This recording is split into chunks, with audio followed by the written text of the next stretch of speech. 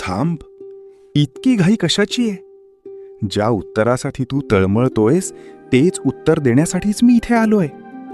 आधी तू शांत हो आणि माझ्याकडे बघ.